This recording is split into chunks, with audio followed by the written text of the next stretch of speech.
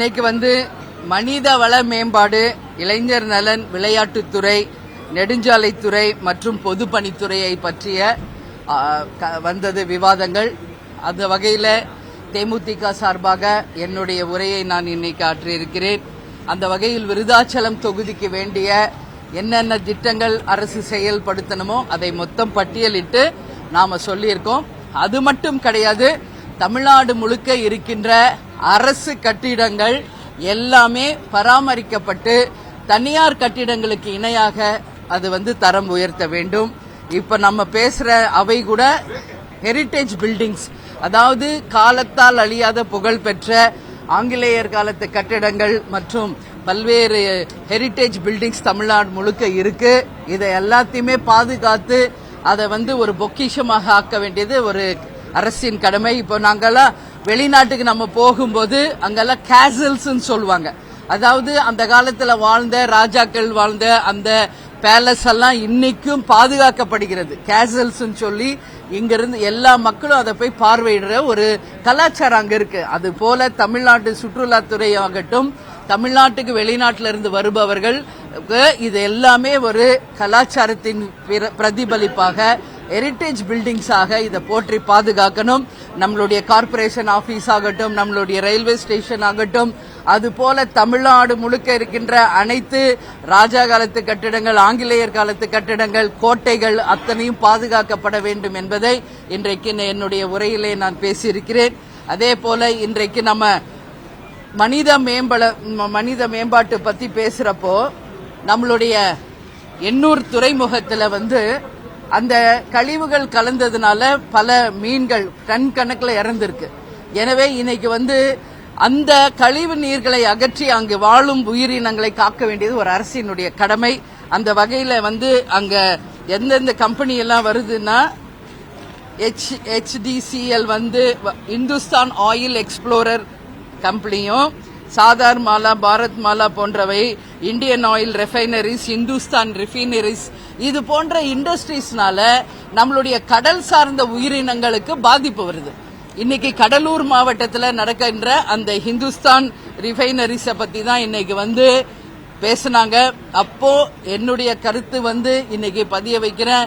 நிச்சயமாக கடல்சார் உயிரினங்களை காப்பாற்ற வேண்டியது ஒரு அரசின் கடமை. நிச்சயமாக அதற்கு பாதிக்கப்பட்ட அந்த நிறுவனங்களில் இருந்து உரிய சன்மானத்தை வாங்கி தர வேண்டும் என்பதையும் இன்னைக்கு சொல்லியிருக்க. அது மட்டும் இல்லை, இன்னைக்கு ஹைட்ரோ கார்பன் போன்ற திட்டங்களால் நம்மளுடைய விவசாய நிலங்கள் பாதிக்கப்படுது. இதுவும் நிச்சயம் காக்கப்பட வேண்டும். அதுபோல இன்னைக்கு மற்றபடி நம்ம பார்த்தோம்னா இன்றைக்கு விளையாட்டுத்துறையை பற்றி நாம பேசியிருக்காங்க. விளையாட்டுத்துறையில எல்லா ஸ்டூடெண்ட்ஸும் விளையாட்டுல வரணும் அப்படின்றத நான் பதிய வச்சிருக்கேன். ஏன்னா இன்னைக்கு போதை கலாச்சாரத்தில் இளைஞர்கள் போகும்போது அவர்களை ஒழுங்குபடுத்தணும்னா விளையாட்டுத்துறை மிக மிக முக்கியம். ஒரு கல்வியோடு சேர்ந்து விளையாட்டும் எந்த ஒரு மாணவன் பயில்கிறானோ அந்த கிரவுண்ட்லயே அவங்களுக்கு அந்த ஒழுக்கம் வந்துடும். ஒரு NCCல சேருங்க, ஒரு ஸ்கவுட்ல சேருங்க, ஒரு விளையாட்டு துறையில சேருங்க, நாட்டு பற்ற பத்தி ஸ்கூல்ல இருந்து டீச் பண்ணுங்க. அப்போ அந்த மாணவன் நிச்சயமாக ஒரு நல்ல சிட்டிசனா, ஒரு நல்ல உதாரணமா இந்த நாட்டுக்கு இருப்பான் என்பதை நான் சொல்லியிருக்கிறேன். இன்னைக்கு கோயம்புத்தூர்லயும் நடந்த இந்த கொலைகள், அமுதன் தனுஷ் கொலைக்கு பின்னால் மதுதான். இன்னைக்கு நடக்கின்ற பாலியல் வன்கொடுமைகளுக்கு பின்னால் மதுவும் கஞ்சாவும் தான் இருக்கு. நிச்சயம் இது ஒழிக்கப்பட வேண்டும் என்பதை இன்னைக்கு இளைஞர் மற்றும் விளையாட்டுத்துறை சார்பாக பேசும்போது நான் சொன்னேன். நானே ஒரு நேஷனல் அத்லெட் என்ற முறையில அந்த விளையாட்டு எந்த அளவு ஒரு மாணவனுக்கு முக்கியம் என்பதை இந்த நேரத்தில் நான் அதை சொல்லி இருக்கிறேன். அதே மாதிரி நெடுஞ்சாலைத்துறையில் இருக்கின்ற சாலைகள், இன்னைக்கு நீ எல்லாருமே 2 வீலர்ஸ்ல போறவங்களுக்கு தெரியும் எந்த அளவு ரோட்ஸ் பேடா இருக்கு. அது நாட் ஒன்லி த நெடுஞ்சாலைகள் மட்டும் கிடையாது, ஒவ்வொரு நகர சாலைகள், அதே போல பேரூராட்சி ஊரக சாலைகள் வரைக்கும் தமிழ்நாடு முழுக்க சாலைகள் மிக மோசமா இருக்கு. அது கட்டாயம் அரசு கவனத்தில் கொண்டு சாலை மேம்பாட்டை உறுதி செய்யணும். எங்கெல்லாம் விபத்துகள் அதிகம் நடக்குதோ அங்கெல்லாம் உரிய பாதுகாப்பை மக்களுக்கு தர வேண்டும் என்பதையும் சொல்லியிருக்கேன். பழுதடைந்த வாகனங்களை அப்புறப்படுத்தணும். அதே மாதிரி நம்ம எல்லாரும் போறோம், பிரிட்ஜஸ் எவ்வளவு செலவு பண்ணி கட்டியிருக்காங்க. அந்த பாருங்க, வேர் விட்டு ஆலமரம் அது எல்லாம் முளைச்சிக்கிட்டு இருக்கு. எல்லா பிரிட்ஜஸ்லயும் நானும் பார்த்திருக்கேன். ரொம்ப வேதனைப்படுவேன். எல்லாருக்கும் அந்த உணர்வு இருக்குன்னு நான் நினைக்கிறேன். நாட்டு மேல் பற்று இருக்கிற அனைவருக்கும் நிச்சயம் அந்த உணர்வு இருக்கும் என்பதில் மாற்று கருத்து இல்லை. சோ இதவும் நான் பதிய வச்சிருக்கேன். பிரிட்ஜ் கட்டுறது பெருசு இல்ல, அதை மெயின்டைன் பண்ணுங்க. அதுல இன்னைக்கு ஆலமரம் வேப்ப மரம் முளைச்சா அப்புறம் என்ன ஆகும்? அந்த பாலம் விழுகின்ற ஒரு நிலை வரும். அதனால இப்பவே முளையிலே கிள்ளி எறியணும் என்பதையும் நான் இன்னைக்கு பதிய வைத்திருக்கிறேன். அது போன்ற என்னுடைய உரைகளை எல்லாமே சொல்லியிருக்கேன். லைவ்ல நீங்களும் பார்த்திருப்பீங்க. வேற எதுவும் நீங்க கேட்கணும்னா கேளுங்க. ஆமா இல்லைங்க, சரி இல்ல, நீங்க ஆஸ் எ பிரஸ் இல்ல, நான் உங்களை கேக்குறேங்க, என்ன தீர்வு? ஃபைனலுக்கு நான் வந்துட்டேன். சொல்றோம் சொல்லிக்கிட்டே இருக்கோம், சட்டங்களை விதிக்கிறோம், தண்டனை கொடுக்கிறோம், பட் தீர்வு நடக்கலையே. 4 நாள்ல 10 குழந்தைகள் பாலியல் வன்கொடுமை பண்ணப்பட்டிருக்காங்க. எல்லாம் 4 வயசு, 2 வயசு, 5 வயசு, 9 வயசு குழந்தைங்க. அவங்க ஒன்னும் பெரிய பொம்பளைங்க எல்லாம் கிடையாது, சின்ன பச்சிலம் குழந்தைகள். எல்லார் வீட்லயும் பொம்பளை பிள்ளைங்க இருக்காங்க, எல்லார் வீட்லயும் பெண்கள் இருக்காங்க. அப்போ அந்த குடும்பத்துக்கு நடந்தது நம்ம குடும்பத்துல நடந்தா இன்று ஜஸ்ட் கொஞ்சம் திங்க் பண்ணி பாருங்க, யாராவது ஒத்துக்குவாங்களா? ஒரு பெண் தலைவியாக ஒட்டுமொத்த பெண்கள் சார்பாக நான் சொல்றோம், மயிலே இறகு போடு கெஞ்சிக்கிட்டு தான் இருக்கோம். ஆனா இறகு போடுதா மயிலு? வழி இல்ல, போட்டு இழுத்து ஒடுங்கினாதான் முடியும் அப்படின்ற நிலைக்கு கொண்டு போவது யார்? அதனாலதான் நான் சொல்றேன், ஃபைனல் இதுக்கு என்னன்னா என்கவுண்டர் தான் அப்படின்றத நான் பல இடங்களில் சொல்லியிருக்கிறேன். இன்னைக்கு சட்ட சபையிலும் அதை நான் பதிய வச்சிருக்கேன். சட்டம் நீதிமன்றம் வரைக்கும் போயிட்டு கடைசியா அந்த அரபு கண்ட்ரீஸ்ல இருக்க மாதிரி கேக்குறீங்களா என்கவுண்டர்? ஆமா இல்ல ஒருத்தர் மேல குற்றம் சுமத்தப்பட்டா இல்ல நான் என்ன சொல்றேன், இல்ல ஏற்கனவே கோயம்புத்தூர்ல இது நடந்திருக்கிறதுங்க, என்கவுண்டர் செய்யப்பட்டிருக்கிறார்கள் என்பதற்கு உதாரணம் இருக்கு சைலேந்தர் பாபு அவர்கள். நான் என்ன சொல்றேன், உடனே தெரிஞ்ச உடனே சுடுறது இல்ல, தீர விசாரிங்க. அப்படிதான் இதுதான் உண்மை என்றால் அரபு நாடுல மாதிரி ஒரு கொஞ்சம் பேர் நீ பனிஷ்மெண்ட் கொடுத்து பாருங்களேன், அதுக்கப்புறம் இது எங்கேயாவது தொடருதான் மட்டும் நீங்க பாருங்க. ஒரு ஆய்வுக்கு உட்படுத்துங்கன்னு தான் நான் கேட்டுக்கிறேன். ஒரு ஆய்வுக்கு உட்படுத்துங்க. இன்னைக்கு கரூர்ல ஒரு பாட்டி நான் பார்த்தேங்க அன்னைக்கு டிவில. உண்மையில நான் சொல்றேங்க, அன்னைக்கெல்லாம் நான் கண்ணீர் விட்டு அழுது இருக்கேன் வீட்டுல. அந்த அம்மா தொடர்ந்து ஒரு வருஷமா அந்த ஆளுக்கு எச்சரிச்சுக்கிட்டே இருக்காங்க, வேண்டாம் இந்த மாதிரி செய்யாத. அவங்க பேத்தி மட்டும் இல்ல, அது போன்ற 6 பெண் குழந்தைகளை தொடர்ந்து அந்த ஆள் துன்புறுத்தி இருக்கார்.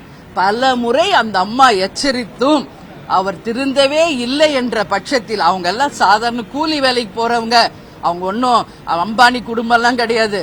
அந்த அம்மா அருவால அவங்க கதிர் அறுக்கிற ஒரு லேடி. அவங்க பல முறை சொல்லியும் திருந்தாத பட்சத்தில் அவங்க பேத்தி 4 வயசு குழந்தை அன்றைக்கு பாலியல் வன்கொடுமை செய்யப்பட்டதை கண்டவுடன் வேற வழியே இல்லை என்பது அவங்க கையில இருந்த அருவாளால வெட்டி இருக்காங்க. நான் என்ன சொல்றேன், உண்மையான வேலு நாச்சியார் அந்த பாட்டி தான். உண்மையான வேலு நாச்சியார் யாரையோ சொல்றாங்க, வேலு நாச்சியார் கிடையாது. தன் பேத்தியை காப்பாற்ற இறுதி கட்டத்திலையும் முடியாத பட்சத்தில் அந்த அம்மாக்கு வேற வழியே இல்லை என்பது போல ஒரு நிலை வரும்போது தான் வெட்டி இருக்காங்க. நான் என்ன சொல்றேன், அதான் அவை குறிப்பிலிருந்து எடுப்பேன். பேரவைத் தலைவர் சொன்னார், பரவாயில்ல நீங்க எடுத்துருங்க அவை குறிப்பில் இருந்து. ஆனா ஒட்டுமொத்த பெண்கள் இது போல தைரியமாக திருப்பி அடிச்சா எல்லாருக்கும் இது ஒரு பாடமா இருக்கும். ஏன்னா தமிழ் பாரம்பரியம், புலிய முரத்தால் அடிச்சு விரட்டின வீர பரம்பரையை நம்மளுடைய பெண் குலம், நம்மளுடைய தாய்மார்கள். அதனால ஒரு அளவுக்கு தான் அங்க பொறுக்க முடியும். அப்புறம் சும்மா இப்படி பாலியல் வன்கொடுமை பண்ணா இதுக்கு வேற என்ன தீர்வு? நான் எல்லாரையும் கேட்கிறேன், என்ன தீர்வு, ஃபைனல் என்ன சொல்யூஷன் இதுக்குன்னு தான் நான் கேட்கிறேன். சோ வேற வழி இல்ல. ஒரு எடுங்க, ஒரு 5-6 பேர் தப்பு இல்ல, ஃபைனலா ஒரு ஆய்வு பண்ணி இதுதான் பண்ணாதான் அடங்குன்னா பண்ணுங்க, தப்பே கிடையாது. உங்களுக்கு ஒரு சின்ன குழந்தை மேல அப்படி ஒரு பாலியல் வன்கொடுமை செய்யணும்னு தோணுது, கை வைக்க தோணுதுன்னா உங்களை என்கவுண்டர் பண்றதுல என்ன தப்புன்னு நான் கேட்கிறேன். அரபு நாட்டுல எல்லாம் ஒரு பெண்ணை கண்ணுக்கு நேர பார்க்க கூட அச்சப்படுவாங்க. காரணம் அங்க இருக்கிற சட்ட விதிகள். அது போல இங்க சட்ட விதிகள் வரணும் என்று ஒரு பெண் தலைவராக, பெண்ணாக நான் என் கருத்தை பதிய வைக்கிறேன். இது ஒட்டுமொத்த பெண்கள் குலத்தின் சார்பாக, ஒட்டுமொத்த பெண்கள் சார்பாக என் பதிவை இங்கு பதிய வைக்கிறேன். நான் கொஞ்சம் எமோஷனா பேசுற மாதிரி உங்களுக்கு தெரியும், கிடையாது. உணர்வு ஒவ்வொரு பெண்ணின் மனசுல இருக்கிற உணர்வை தான் இங்க நான் பிரதிபலிக்கிறேன். இது உண்மை. இதுக்கு ஒரு நியாயம் கிடைக்கணும், இதுக்கு ஒரு சொல்யூஷன் கிடைக்கணும் அப்படின்னு நான் கேட்டுக்கிறேன். தமிழர்கள் சுட்டுக் கொண்டது தொடர்பா தமிழ்நாடு அரசு இதுவரை கண்டனம் தெரிவிக்கல. தமிழக அரசு எதுவுமே கண்டனமே தெரிவிக்கல என்று சொல்லப்படுது. அதை எப்படி பாக்குறீங்க? யாருங்க இந்த அமுதன் அண்ட் தனுஷா? இல்ல, தமிழர்கள் கொல்லப்பட்ட வனத்துறையில தமிழ்நாடு அரசு சார்பா எந்த கண்டனமே தெரிவிக்கல அப்படி மாதிரி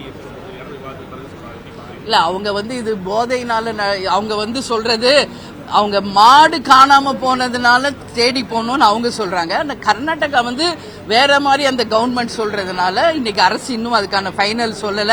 பட் நம்ம இதெல்லாம் பாத்துக்கிட்டு இருக்கோம் பல ஆண்டுகளா. செம்மர கட்டையை வெட்ட போனதுனால தமிழர்கள் இன்னைக்கு ஆந்திரால வெட்டி கொல்லப்பட்டிருக்கிறார்கள். கேப்டன் நேரடியா சென்று அந்த 10 குடும்பத்துக்கும் நேரடியா உதவி செஞ்சார். ஒரு வீட்டுக்கு நேரா போனார் கேப்டன். ஒவ்வொரு வீட்டுக்கும் போய் அவங்க ஆழ்ந்த துக்கத்துல கலந்துகிட்டு அன்னைக்கே அவங்களுக்கு எங்களால முடிஞ்ச உதவியும் நாம பண்ணிட்டு வந்திருக்கோம். அது மட்டும் இல்ல, இன்னைக்கு இலங்கைக்கு போறாங்க மீனவர்கள், சுட்டு கொல்றாங்க.